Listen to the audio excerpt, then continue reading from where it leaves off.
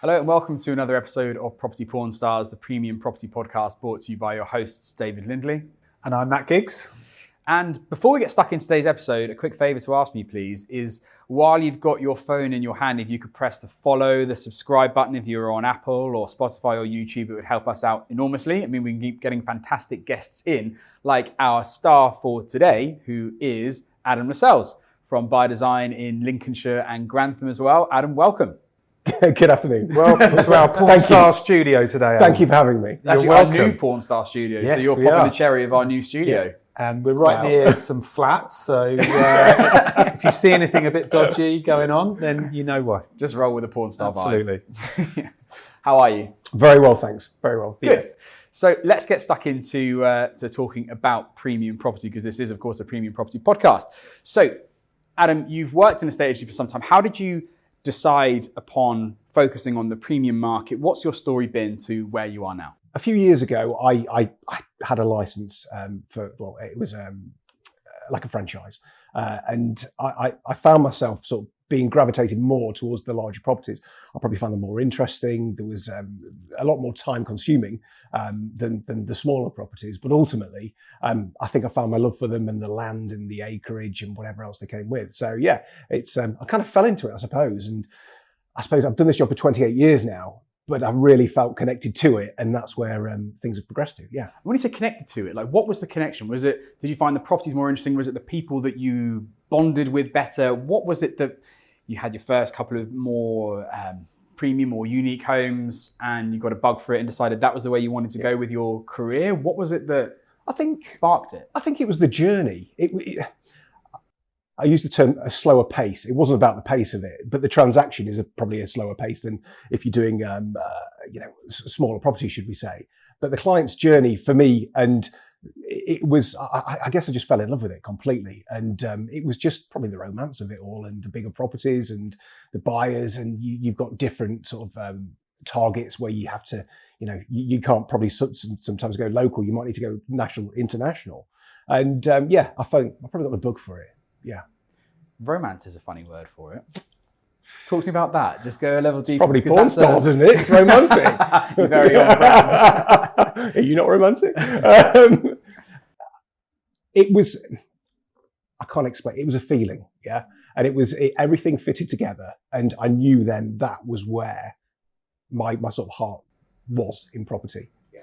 It's a bit of a cliche to say quality over quantity, but there is, I suppose, coming back to pace to a degree, I suppose I would almost use the word volume in that conversation as well, to say that there's a smaller volume of properties you're dealing with, but it's deeper relationships with the vendors. Was it that part that attracted you to the market? I think when you look at the journey of a larger property, it's almost like you stop the clock. You have a lot to go into marketing a big property or a home of a significant size. And almost you've got to reset things. You've got to look at it, and each property has got a different story to tell, and it's getting that story across to shed the property in the best light, and to engage with the clients. Yeah. What do you love about your job, your role, your responsibilities? I've always loved this. I started at 16 years old as an apprentice in the industry. And I don't know why. It was an advert at the time in the paper, so I'm showing my age now. And it was an apprenticeship at Whitegates in Lincoln. And I applied for it. I got the job. And then I looked at the other companies then that I thought, oh, wow, they're amazing. And I wanted to go to that company. And I've just always loved it. And I know it's a real cliche because people say in the industry, oh, I just love houses. I didn't know what I wanted to do, and I fell into it. But then I got inspired by it, and I developed and I grew into it. And I guess if you look at the 28 years and you look at the journey of property, you probably, I don't know, to go to like I do now, a smaller number of volume of property clients that I deal with. But at the end of the day, I can give those clients my entire day. I can give them time, and that's what other people can't give. But with the bigger properties, each one's different. Each one's got a different story, and that's what I think makes it so interesting.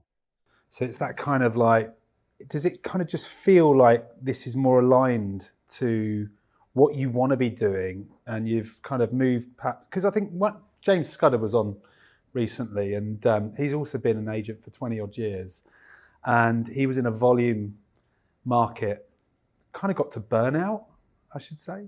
And I think what he realised eventually is that he hadn't really fell out of love with a estate agency, he just fell out of love with a certain sector. Sure. And he attracted or became interested in the premium market because actually what it gave him was a sense of, wow, this is actually what I really enjoy doing now. I'm really enjoying taking more time, spending more time building relationships, delivering a service that I would value, getting involved in like the videography, the production, the whole presentation, and actually going on that longer term journey with a client and building that real solid relationship. And you can see how that impact or those values have been impacted in his success in his business. And it feels from a distance looking in, like that's perhaps the journey you've been on, but I just wanted to check that. Yeah, no, absolutely. No, you're absolutely right.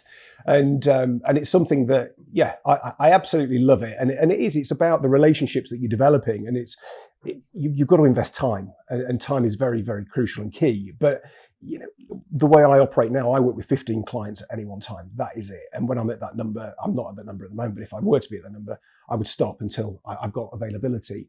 And I think that's key because people are getting me then, and they're getting me, and the phone's on. I had conversations last night with clients at 10 o'clock at night, and they can't believe that they called me. But I'm having these conversations, and it's almost like what the route I've now gone down. So I've gone from my previous life, my previous role where I cover big houses, to doing more a concierge style service for my clients now. And that's what's key for me. Service is important.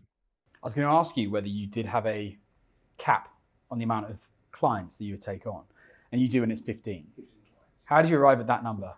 15's, I've dabbled with different numbers when I've had staff working for me previously, and it was a higher number. So watering that down, 15 is the number that I can deal with, I can cope with, I can service.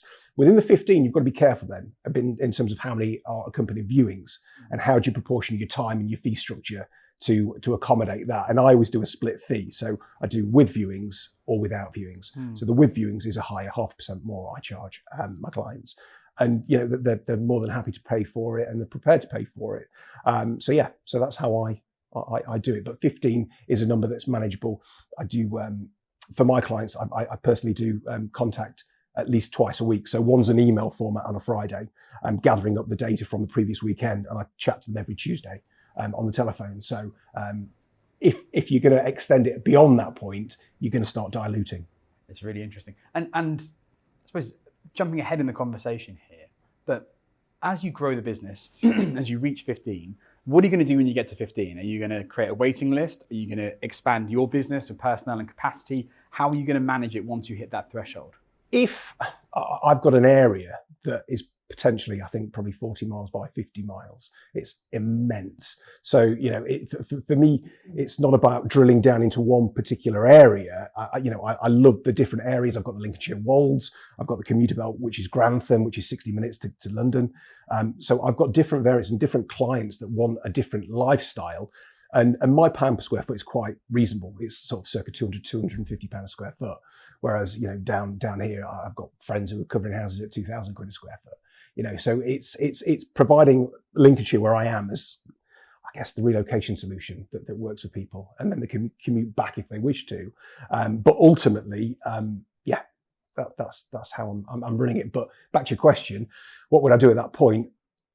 If and when I get to 15, I will then look to employ. But if I were to employ, I wouldn't go above 25, because that's what I've run at my previous business, and it works. And so even with a team underneath you, 25 is the maximum that you would want to give? Absolutely. But because my area is so vast and big, 40 by 50, I've got the capability and opportunity, if should I wish to bring another person on board, industry professional, to cover the Lincolnshire Wolds or Grantham or Newark or Sleaford, whatever, I've got that available. That's what I was going to ask, is what role would that person do for you? If it's under the Adam Lascelles by Design banner, 25 will be it, me and another. If I'm looking at the other areas, that would be, call it a branch partner associate type of role, but they would have their own area that they would service and run as their own self-employed business, but under the By Design brand. Sure. Yeah. Can I ask then, because you've got a big area and a lot of people tend to focus on a smaller area when they start a business for different reasons. Tell me about your approach to working in such a vast area, and how do you become known as such? I suppose it helps in one respect because I've got a similar area to what I used to have. Right. So I've built up a great following on my media platforms, which I regularly update, and I sell houses to people on my Facebook, Instagram, and LinkedIn accounts. That's interesting. Without the help and assistance of Rightmove and things like that. So I've got a step into it already. So would you advise like agents who are maybe going to think about this further down the line for themselves as an opportunity to go either self-employed or work under a franchise license, to look at their personal brand? 100%. Okay. 100%. So that's how you really have got that reach. Potentially. Being known across Lincolnshire rather than just Louth or whatever. Yeah. I wouldn't say it's being known, but it's people being maybe aware of, or I get a lot of personal recommendations. So it can be friends of a friend's recommended and that sort of thing. So it does work, but personal brand is 100%. It's the way it's going. And what's the main route for you on your personal brand? Which is the main avenue that you've explored in the social channels, which has been your best return? Do you mean in terms of which platform? Yeah. It depends. Yeah, okay. It's a whole. They are very different, aren't they? 100%. Yeah. I get a lot of international buyers from LinkedIn. Yeah. I get a lot of equestrian-esque buyers on Facebook. Okay. And for me, I say to David earlier on today, I wasn't on social media till 2020. I wanted to be the grey man out of the way of life. I didn't want anybody to know anything about my life. I know some great agents that you wouldn't even know who they were. Yeah. They're just not visible. And it was lockdown. I thought, you know what, I've got to do this because I could see the way that things were going to go. And I think we're sort of halfway to where I think they're going to go in the end. What made you kind of go, do you know what, I've got to do this? In terms of by design, because I was on the socials to leap into the visibility space. Before I started Gigs & Co, I hated social media.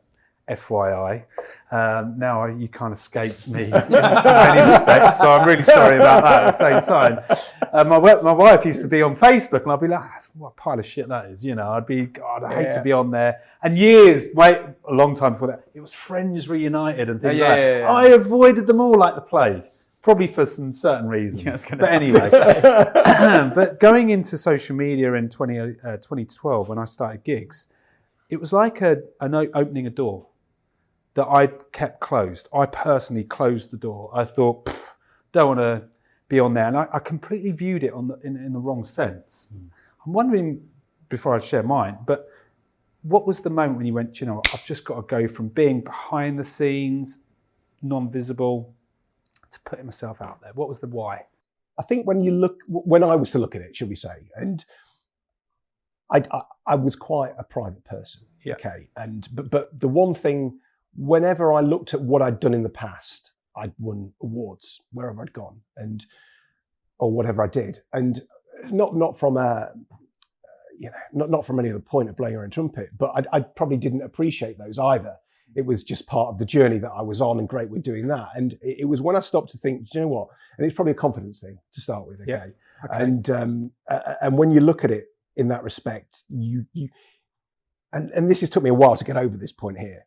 I used to think that people would be so probably interested in what I was doing that it probably put me off. And the fact is, no one gives a shit about what I'm doing. Nobody cares.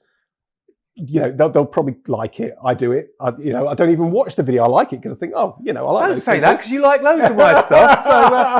So it's funny you say that. I heard in our house. Go on. Anyway, in our house, Matt, you're known as Blue Tick Matt. There you go. Which my daughter's told me is a big thing on Instagram. I don't know. I think you can buy it now, Adam. I will. Absolutely.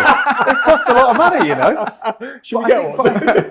But you're right. But I think so. You're a private person. You've realised that actually I need to put myself out there. Confidence, I would say, for 99% of the people that want to do that is blocking them. Yeah. So what got you over the line? Fight or flight. Okay. We were in lockdown at this point, and I was saying to David when we had a coffee earlier on, I got furloughed for 3 weeks. It was a complete shock, and I was tying up deals at £1 million the morning I got put on furlough, bizarrely enough. And it was just a bit like, gee whiz, what am I going to do with my time here? And I said to David, I absorbed everything that was free, that was out there, be it if it was the Australians doing it, the Americans, you guys in the UK, I did it all for free. And I thought, right, I'm going to learn, I'm going to develop. And, I don't know what's going to happen with the business that I'm running, but ultimately I might need to go in another direction here. And I remember I set a Facebook account up and I felt physically sick. I felt sick because I felt already that people were watching me and I've not posted anything. And it was honestly like that because I've been my entire life, I've been like, Facebook's let it shit. Let it shit. Going back to something you said earlier, I heard once someone say, no one gives a shit, isn't that awful? No one gives a shit, isn't that brilliant? And it is a bit like, you can see it like, you can see it in either way you want to. And actually, nobody gives a shit, just get on and do it. And you got on and done it. So let me ask you then, so from someone whose privacy was very important to them and probably still is very important to you. Yeah. Now you're out there on socials, has it impacted your privacy like you feared it might have done? I don't have any personal pages on anything. So there is only business pages out there. So that's the first thing. No, not at all. Well, that's a good strategy then, isn't it? For someone who is listening to this, who is hesitant to take that step to put themselves out there and create a personal brand, a personal business brand, you've drawn that line on socials and kept your private life private and your business public and social on social media. Yes, correct. That's really interesting. Correct, yeah. So you were saying earlier then, on a similar subject then, you said that you'd sold properties on social media. You're on Rightmove, but you've sold properties on social media. Regardless of were these properties that hadn't yet hit Rightmove, how did you manage that? The way I work is quite simply is it's the long game. It's not the short game. It's the long game. Okay, so if a house naturally goes on Rightmove, doesn't everybody put it on Rightmove? That's the thing. But what I'm looking at is, and when I sell my homes, I do a lot of demographic marketing. So I look at pockets, and I'm probably blessed the fact that I've got Grantham is a 60-minute commute from London, and Newark's an 80-minute commute, which are in my territory. There's some amazing private schools and other bits in the district as well, and some excellent grammar schools. So when you're looking at what you're doing, I'm trying to appeal to the buyers that are maybe thinking about moving. So we're sat here now, November or December, whatever month we're meant to be, because it's a Christmas one. But ultimately, I'm looking at what the people are going to be doing in February next year to May. Okay, so I'm not, the here is here now, that's fine. But I'm looking at these guys moving forward. The people that are thinking, I'm going to do this, I'm going to do that next year. And if they're going to, on my houses, I want them in there for consideration. But the amazing thing is, and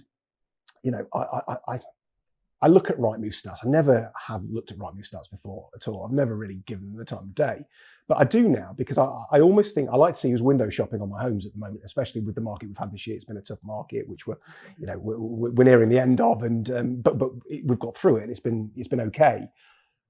But ultimately, what you can do from your media posts, if you've got the right followers and the other bits and pieces, demographically, if I wanted to put my houses around central London that are £200 a square foot, for example, and you're getting a country pad at 9,500 square foot for 1.5 million quid, I can do that. I can get it out to 5,000 people, for example, a day, but I couldn't do that in a month with Rightmove. And that's what I do. There's always a different marketing campaign. So if London maybe doesn't work for a particular property, I will adjust and try another part of the country. And I'm very strategic in terms of how I do it. But do I leave a house on there? No, I'm always on to my next campaign for that property, and where am I going to do it? What am I going to adjust? I'm going to change things around. I'm going to mix it up a bit. I'm going to give it a new look. But ultimately, and I got it probably off one of you guys, that the current stat, I think it's actually off Silence, the next guy, that 10% of people who are out there look at your post, 90% don't. So almost like the post that you put on there about a home probably needs putting on 10 times for it to hit your whole audience. So, it's one of those things as well that you've got to be mindful that you're not probably going to get the full reach, and you've got to keep doing it. And, I always say you need one person in the right place at the right time, in the right mood. That's it. And that's what I'm after. And so you treat Rightmove as your shop window. It goes up there, great, but actually to sell the property, you're proactively targeting people in certain demographics, in certain areas. Through what platforms? You have Facebook and Instagrams, or you LinkedIn? What are you using? You can't spend on LinkedIn, but on Facebook and Instagram you can. So I will put spend on my posts. And Tuesday I chat to my clients. Friday I give them the email with the update, and I'll tell them exactly on that Friday the amount of views, the amount of reach, everything that the platforms have had that week, and what my plan is for the following week. So it's never stale. We keep moving. We always keep moving. I think for a lot of agents, that's something for you to take away is the word plan, not hope. I think a lot of people's strategy in current market is hoping it's going to get better. And actually, that's not a strategy. You need to plan what you can do, what you can control to sell someone's house in this current climate. So that's one of the things there I would definitely be taking away is how many campaigns can you run? Where are the buyers buying, or where are the buyers coming from for the particular houses that you've listed? And running through that process with the seller, I suspect when it does come to perhaps having a conversation around changing their price strategy, it's a lot easier conversation to have when you can walk them through what you've done, as opposed to, what have you actually done? Oh, I've put it on Rightmove. We haven't had much interest on Rightmove, that kind of thing. Again, this is where the breakdown comes down. Now, for the last probably 4 or 5 years, probably even longer, sorry, time flies, probably 15 years, the houses I've listed, I've done my seller contacts on. So I take full accountability for the relationship through. And that's the really great thing about being at By Design now and doing what I'm doing. Yeah. My relationship is with my client. We work as a team, concierge style. I'm their personal agent, let's just say.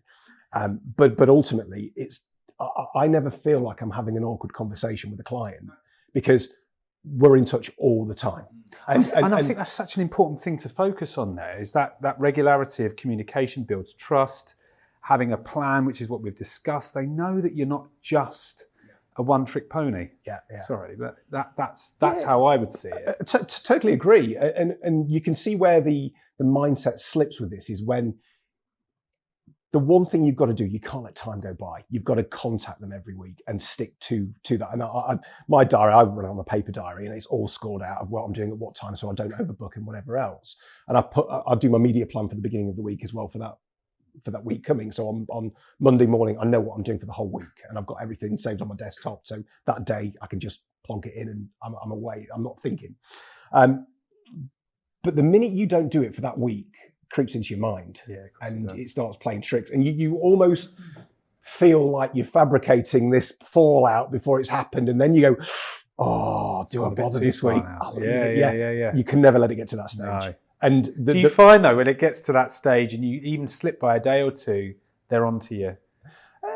Not particularly, no. So you've already managed those expectations. Yeah, and I do turn houses down as well. So I work with the clients that want to work with me. And it's funny, I met a lovely couple yesterday, and they said to me, is this a sort of house? Would you want to put this on the market for us? I said, look, I've met you now. You're great people, but I'm here. Let's do this, Yeah. So, and it's just working together. And the couple that I met yesterday, I explained the concierge style, how we do it. And he said, do you know what? He said, it's just amazing. He said, that's what we're after. He said, he was from New Zealand. And he said, that's how they work there. He said, but here, over there. He said, it's non-existent. Yeah. So he found it really refreshing and liked that part. What's your criteria? Because you turn some away.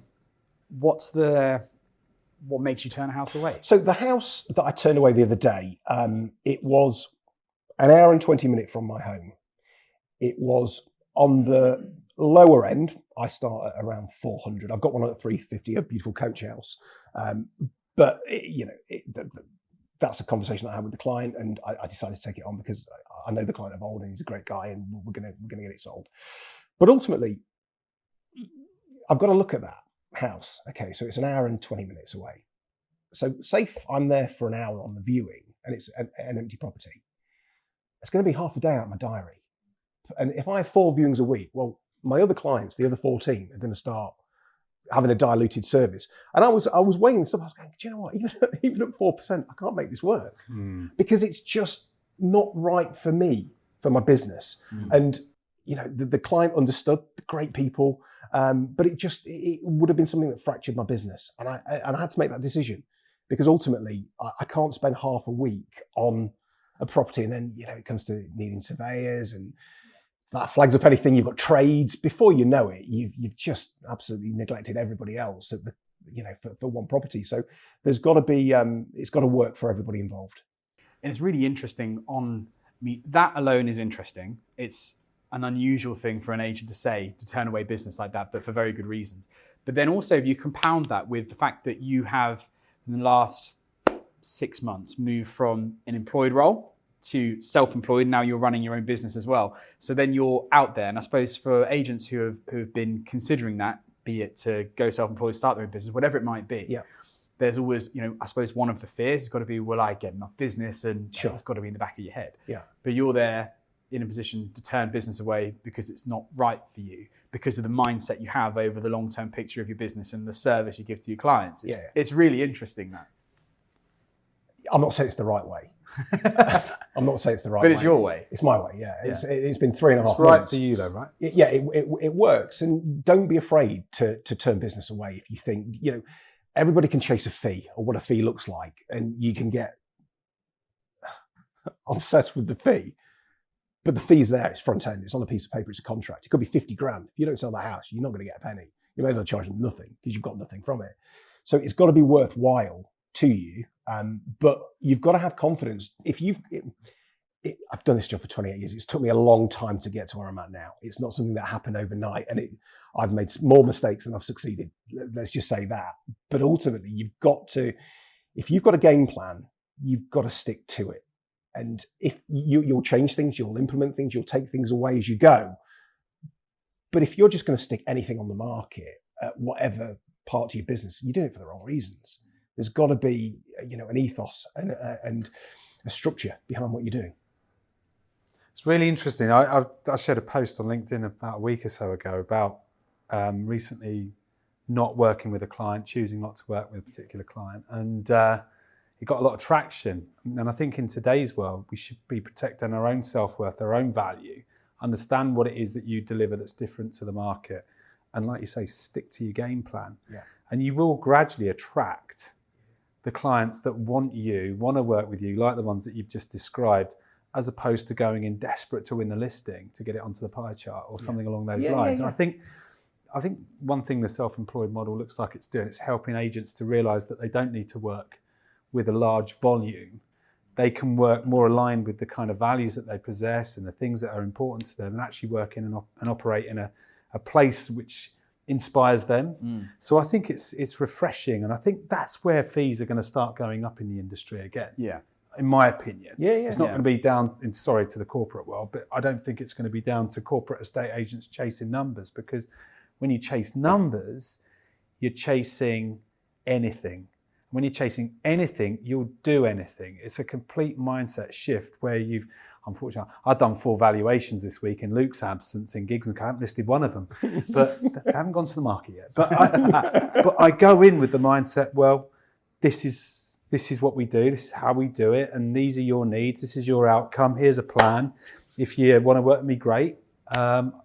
We'll go from there. And ultimately, it's good for the vendor. We know from the statistics from Simon Ledbetter's done a survey of 500 agents, and you know that the fees are higher in percentage terms at the higher end of the market. And that means that you can be selective over who you work with, so you can afford to give those clients the time and the service that property they deserve, the fee warrants as well. Surely that's the market to be in. It is, and you're right. I think it's the culture is people lose track of what their focus is in the industry. I perceive. I think they go for this, and I've been guilty of it years ago. You almost like go to war with all the other agents out there, and it becomes a pissing competition, and it shouldn't be. You've got to take a step back, and it's not about winning the listing at any cost, because ultimately you could list one house that's got the equivalent of 10 fees. Sell that and focus on that, and be the smart person and play the smart game. And the long game, rather than burning yourself out. You don't need to do that, and I think that's important too. Do you feel, obviously 6 months in? 3.5. Sorry, 3.5. Where did we get 6 months? That's your 4 to 6. So time flies. You're doing well today. You should have checked your list before you came. That was the other guy. Nothing like a bit of research. But there's people on the brink of going it alone as such, or under an umbrella or a powered by scenario. There, everywhere you turn on LinkedIn, there's someone saying that this is the golden ticket. You've got to go and do it for yourself. Having kind of explored a lot of models or interested in a lot of things, I know the success rate is actually quite low. Why do you think that is? Low in terms of people sticking at it and actually achieving those goals and creating those game plans. You've got to be prepared for, again, I've said it a couple of times, the long game. Anybody that tells you that you're going to be churning money in 6 months is probably not being truthful to you. You've got a budget. You've got to have at least a year to 18 months in the current market plan of how you're going to get there and can you support yourself through it. And it's going to be tough. And do you know what? I have dark days, and you know, I ring David up sometimes. Yeah. I say, David, yeah, you're right, yeah. Oh mate, I'm having one of the days today. And do you know what? It's just having somebody to talk to. And I have a lot more good days. But you know, it's just like recently, I was chatting to my wife, and she says, Adam, you need to start running in the morning. She said, do you really good? Because I go for a walk every afternoon. I take an hour out, I go for a walk just to clear my mind. Nice. And she said to me, you've got to start running in the morning now as well. She said, it's going to do you well, you know, do you good. Done it for 2 weeks and I feel like a changed person. And it's just, you've got to make changes to keep your mental state really good, because you can fall into it. You will have dark days. And the thing that I've learned as well, people, we're in I really feel it for the young generation. My daughter's 14 years old and my son who's 18, he's missed it. I can see he's missed it. The 14-year-old's fully engrossed with this. It may as well be a Velcro pad on her hand to her phone. It doesn't leave it. It's a nightmare. Yeah. And do you know what? You try and break it away, it's just not even worth the argument. You've probably got this to come, David. But what's the impact, you think, of that? It's today. They are, because of I think COVID, the times, the schooling, what they missed out, you can probably, a lot of things coincide with that point. But we're in a media generation. I'm not on TikTok. I've heard it's amazing. I'm not going there. But I see you doing your little dances. We'll all do one later. But people are so engrossed about being liked. And this comes back to the video situation. People have a fear of not being liked by people. Or getting negative feedback. Yeah, exactly. But what people base it on as well, and I use the term people loosely, but it's about likes on a post. People don't get likes on a post. It destroys them. But the thing, what you've got to look at is, and this is the bit when you're building a business, and if you're going to do this, don't focus on the vanity likes. Look at the numbers, the reach. I 100% agree. That's there. Yeah. Because that will blow you away. Yeah. That is just a fictitious number of. And how many times have we had, and you probably must have experienced this as well, people saying, oh, I watched that video. You took the words out of my mouth. Really good video. No likes, that was. And I no comments. Did you like it? Yeah. No. Did you make any comments on it? Oh, no. Yeah. Yeah. Oh, okay. Yeah. And you think, well, it does tell you everything about the fact that reach is more important than likes, 100%. And I do agree that we're in an age where everything's now.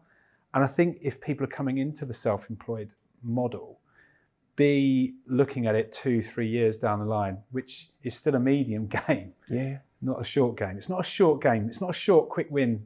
There's no quick wins, are there? Let's be honest. In this industry, opening a business, there's no way there's a quick win out there. And it's like there's that saying, isn't it? I mean, I've took 28 years to be an overnight success. There's no quick win. So the idea of getting on socials, building your platform, giving out great content, if anyone's looking to do this and follow the same sort of footsteps, what else other than it is hard? What's your number one piece of advice that you would give to the next person coming along this journey or looking to go on this journey? I think when I've toyed with this on and off for a little while now, and the market, as we all know, has been widely publicised this year, hasn't been the best market, but compared to the COVID market, nothing was ever going to compare to it. But it's easy to for me, now was the prime time for me to do my lifetime of dream, to set up my own business, Adam Lascelles, working with you guys. Was now. Would I have done it in a buoyant market? No, I wouldn't. I saw now as my opportunity, and I knew it was going to be tough. Why? Because the market's tough. Yeah. Everything's at a slower pace. But for me, that was ideal. Yeah. Because I could really put my foundations down and do it properly, rather than do it half-heartedly and be pulled from pillar to post. So for me, it was the right time to do it was now, because it allowed me time, and it allowed me to implement things well and not get caught in a big bustling, rat run that was happening. And dare I say it, tougher markets lend themselves to good agents more, I would say. Yeah. You've so you've got to know your onions. But it can be as simple as picking up a phone in a buoyant market, booking the viewing, and they offer asking price. Yeah, that's it. Anybody can pretty much do it. Yeah, you've got to sort of be a bit more technical in terms of the conveyancing process if you're going to go through that, and you're the person that's doing it. Yeah.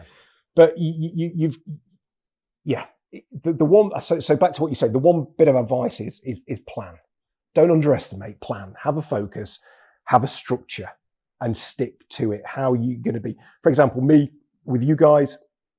Year 1, 12 listings is what I did from a year. I listed last year, I think it was 70 houses in my other role. So 70. And I thought, well, this year I could say I'm going to list 30. I know I wouldn't, because people know my name, or a friend of a friend might know my name, but they don't know the brand, and it's all very new and it's educating again. And this is how it is. You don't become an overnight success. And with the target of completing on 6 deals in a year. So if I need to complete by 6 deals by August, in the month we're in. So that's my target.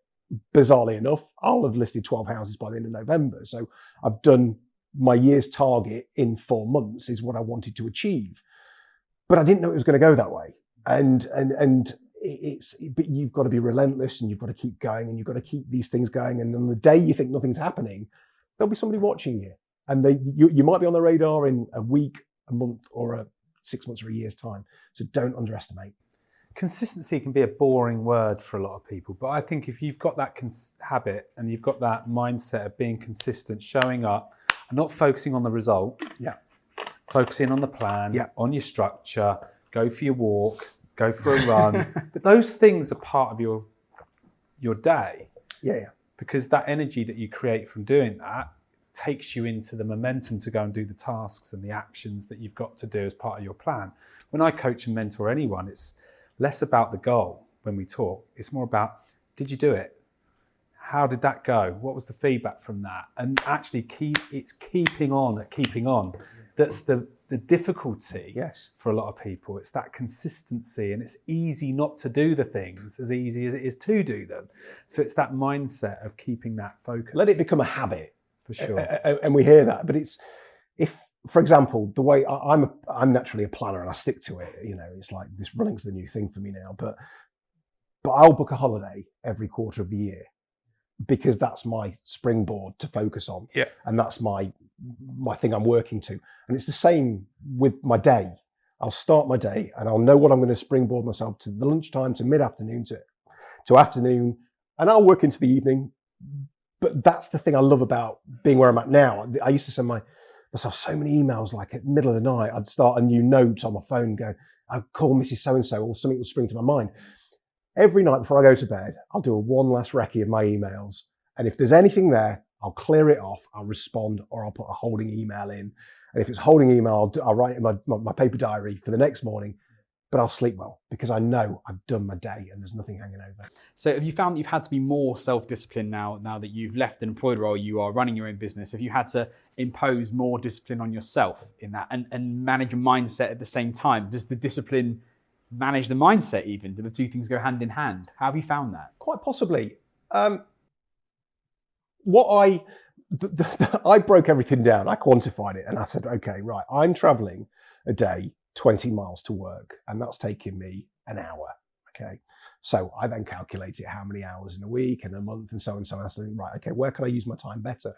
Okay, I could be doing this there. Okay. And you have to be disciplined, but you need to be mindful. Your day doesn't run as it used to. It doesn't run like you get up in the morning and you drive to the office at 7:30, 8 o'clock, and you leave at 6 o'clock at night. It doesn't work like that. You'll have bursts throughout the day where you're busier, and then you'll have a bit of a quieter time, which is usually my walk time.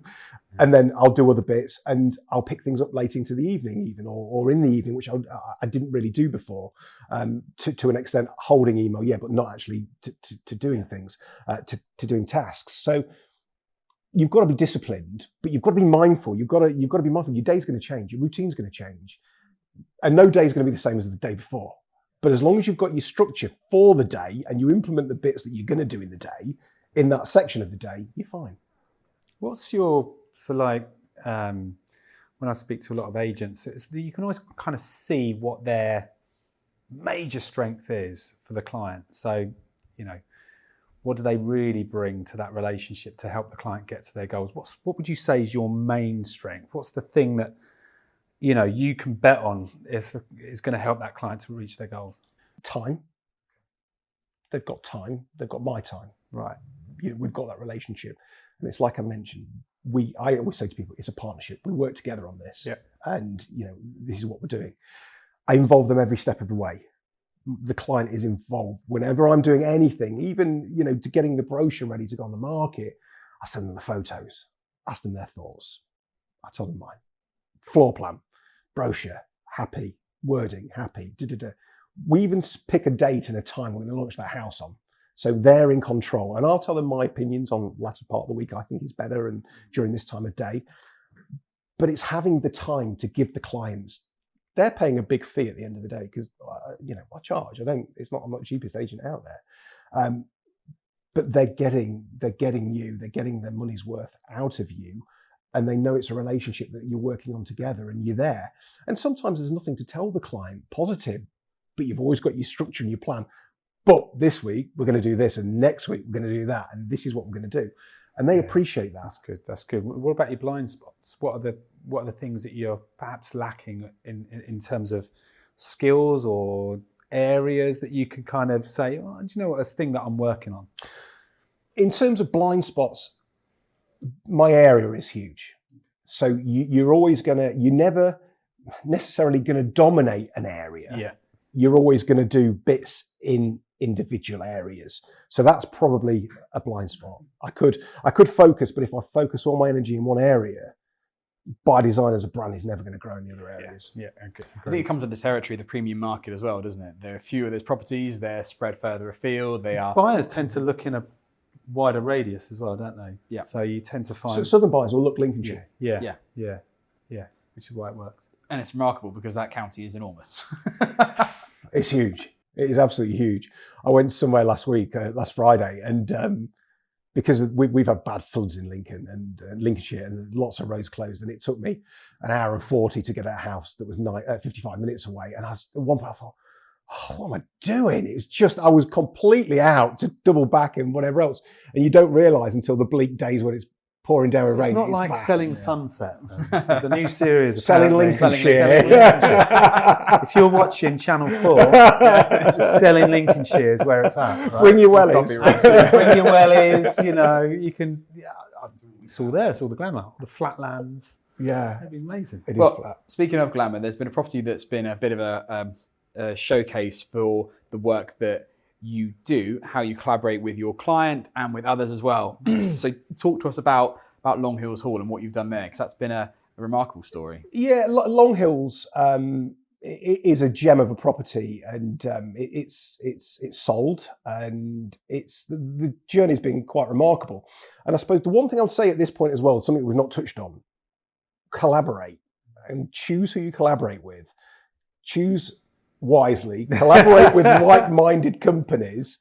And again, that's something, and I come back to collaboration now. Collaborate is what we did on Long Hills Hall. We worked with Elaine from Lemon and Lime, Imper Maker, Hamper Company, Chris England and Matt from PVS Video, Dean Zera, photographer, who's an amazing Twilight photographer, and a hamper company called Imper Maker, who are fantastic. And we all came together for this big collaboration, which David was there on the final day of it all. And it was just sort of, I said to David after, I said, do you know what, that's the best day I've had in ages.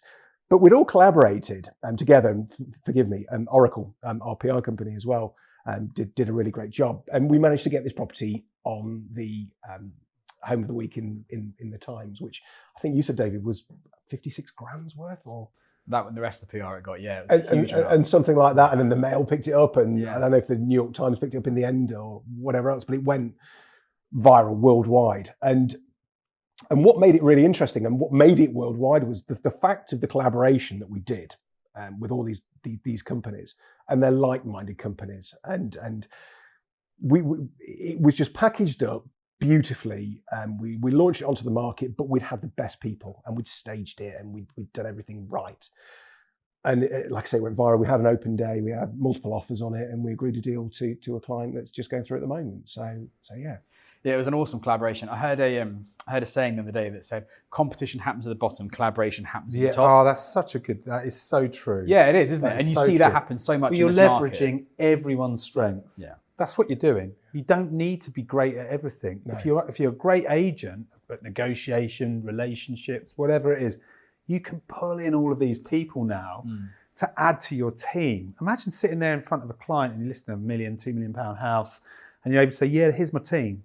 This is how we work together." Yeah, they've all got the outcome in mind. This is how we're going to get to your outcome. We're going to bring this person in there. These are the experts.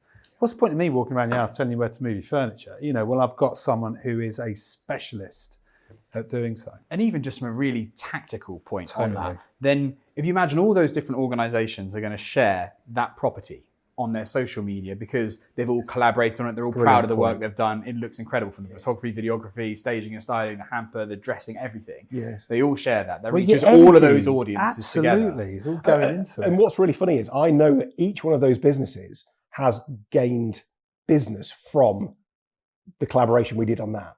Brilliant. Because people that's have told heartwarming, isn't it? That's what I think this industry needs. Agreed. And all about it has to be client people that benefits. share your ethos. Absolutely. They've got to be like-minded. But David, we stayed that night probably till 6, 7 o'clock after everybody had gone home. But that whole day, the buzz around that place was, just awesome. You could feel it. It was an incredible day. Yeah. It really was amazing. But they only worked like that because of the collaboration that we all put in together. And you could feel it building up to the event. There was I was away that weekend, that afternoon, and I was hoping what I was supposed to be doing was going to cancel because I was going to get in my car and drive to Lincoln because I thought I want to be a part of that because it's such a like-minded approach to bringing a vendor's or client's goal at the top. How do we get there collaboratively as a team? And actually delivering that. And that's such a great story for anybody listening out there at the minute. You might feel like you're alone, but that's a choice. Yeah. Collaborate with the best people. They will bring their worth to the situation. Like you said, Matt, they've got strengths that you haven't, that I haven't, and it will work. But collaborate with people, with good people. Yeah. And so from a collaboration point of view, we've been working together for 3.5 months. Not 6. Not 6. Time flies when you're having fun. And I remember he's got 12 months worth of target. Yeah, exactly. He's so far ahead of himself. Mic drop. Okay, go on. And I remember, often in a estate agency we talk about the virtues or not of door knocking and touting and prospecting with letters and so on. But I think it was the first day. Oh no, I know where you're going with this now. By design, the first day. Yeah. Go on. And a vendor touted you. Yeah. Yeah. Tell us the story because it's remarkable. There was a letter came through the letter box. Was it the first day as well, by the way? Just before was it? I think it was within the first 3 or 4. It was just bizarre with my name on, and they're always a bit ominous, aren't they? You think, oh no, what's this? And I'm not dodgy, really. And this big, long handwritten letter, and it's kind of like, oh heck, what the kid's done? Have I done something wrong? Have I upset somebody? And it was a really beautiful handwritten letter from a client who I dealt with in the past. They'd gone on company's house, found my address, and drove to my home, which was an hour and 20 minutes away, to drop me a letter saying, "Please, can you help us?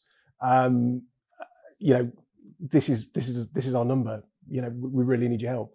So I did. I picked up the phone, and they were absolutely blown away and so thankful. And bizarrely enough, I met them for coffee last Friday, and so we've got a relationship, and they've just bought a house, and they said, "Adam, we're going to stay here for 3 years.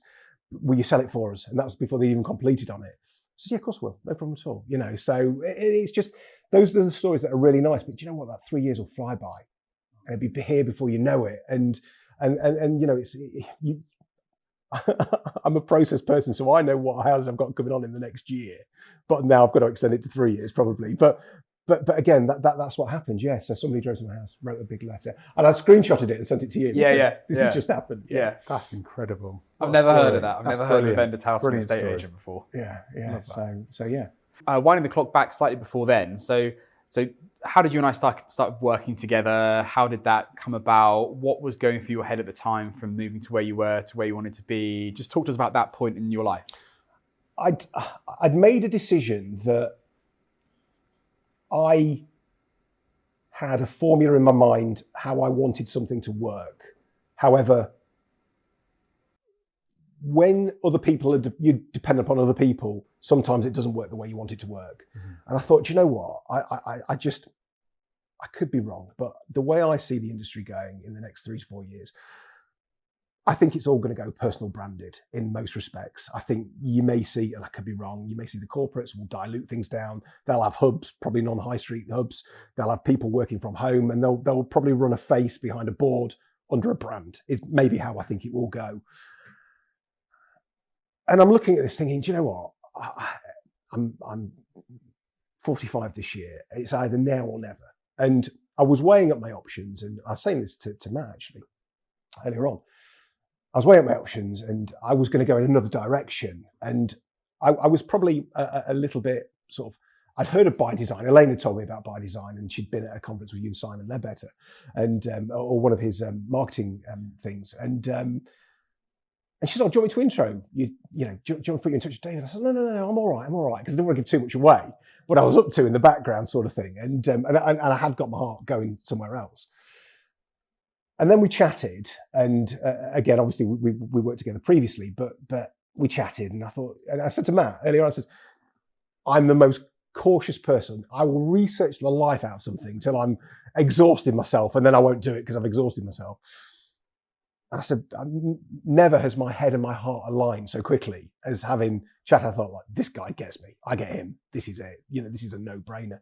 And that's why I came on board with By Design, and obviously with the backing then of Matt. No, Matt was in the background and Mark was in the background. It was like, do you know what? This is right up my street. This is my cup of tea. Let's do this. Yeah. No, it's been great. And I agree with what you're saying about the way that the market is going to change with how personal branding changes as well. And it's funny you mentioned Simon Ledbetter, because I was doing my homework for our upcoming Christmas special. So there's a plug for an upcoming episode. And he was talking about personal branding. And I really agree with what he said is I kind of posed a question to him when he was on this podcast as well, as saying, is it personal branding or is it your, dare I say it, corporate branding? And he's like, just don't choose between the two. To have all of one, be it corporate branding or personal branding, is a mistake. And the way that he puts it is that your corporate branding gets you to a certain level, but the people by people, they have to trust you. And that's when your personal brand really comes to the fore. And you almost, as a transaction moves through, you move through the value being in the corporate branding through to the personal branding when it actually comes to sign on the line, so to speak. And it's to have that balance between the two. Yeah. And I think that's what you're doing perfectly, is having the balance between a wider brand and your personal brand to hit that sweet spot, dare I say it. Yeah, I think so. I'd never really looked at it like that, if truth be told. But nor would I until we interviewed Simon. Thanks, Simon. But yeah, you're probably right. Yeah, you're probably right. You've got to have. You're right. One will get you so far, but again, it's like collaboration. You can't do it all yourself. Yeah. And the brand. I've turned. I'm into my eco sort of aspects, and I love the eco part of By Design and everything else that goes with it. But I love the collaboration part, the fact that we're all involved in this together as one, kind of almost like big family, no egos or anything like that. We all sell each other's properties on a live database, but then there's not this bickering about you owe me 25% of the fee, or I got you that listing, you owe me this. It's just really, it's really makes a refreshing change. It's really nice and pleasant, and yeah, it's how it should be, I think. Yeah, awesome.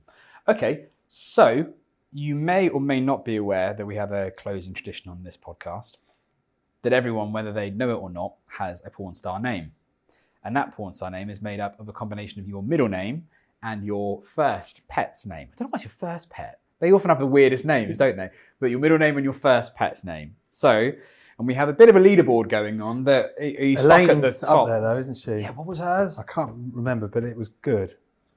Yeah, I was listening to John Paul Rafferty's the other day, and his was Paul Monty. Yeah. So like Paul Monty, that's pretty good. Right. So mine's awful. Right. Oh, no. Awful good or awful bad? I've seen this on the other the podcast that you do. Mine's awful bad, not good. It's just boring crap. And I thought, do I lie and make one? Bullshit. That's what we want. We're a estate agent. So your middle name's what? Candy and My middle name's Richard. Dick. There we go. You're off to a good start. There we go. And my first pet was a budgie called Sam. Dick Sam. Dick Sam. All right. You could reverse Pretty it. crap. Sam Dick. Something there. Yeah. There's something there. Still doesn't beat Kevin Tiny though, does it? It's not beating Matt off the top spot somehow. See? First dog was called Massive. It wasn't. Oh, should bang the table. Anyway. It was a Chihuahua. Yeah. Congratulations so far. I think it's, I always believe, that certainly going back to starting my own company, the first 2 or 3 years, it is hard graft. And I know you're right at the beginning of your journey. Yeah. I've got no doubt you're going to succeed.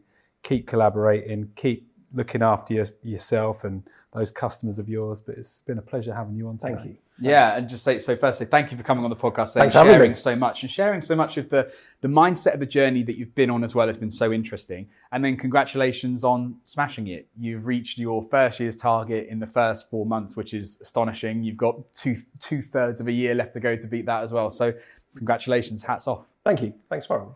And thank you very much for watching or listening to this episode of Property Porn Stars. If you like what you heard, please don't forget to like, follow, subscribe, download, share, comment, message us, tell us Rate what us. you like. Rate us. Missed that one out. Thanks, Matt. Tell us what you like or don't like, or who you'd like to be on the show as well. Yes. We've had some fantastic guests and we've got a great lineup of guests. But if there's someone you'd really like to hear from, then let us know and we can reach out. But until then, we'll see you in the next one. Thank you.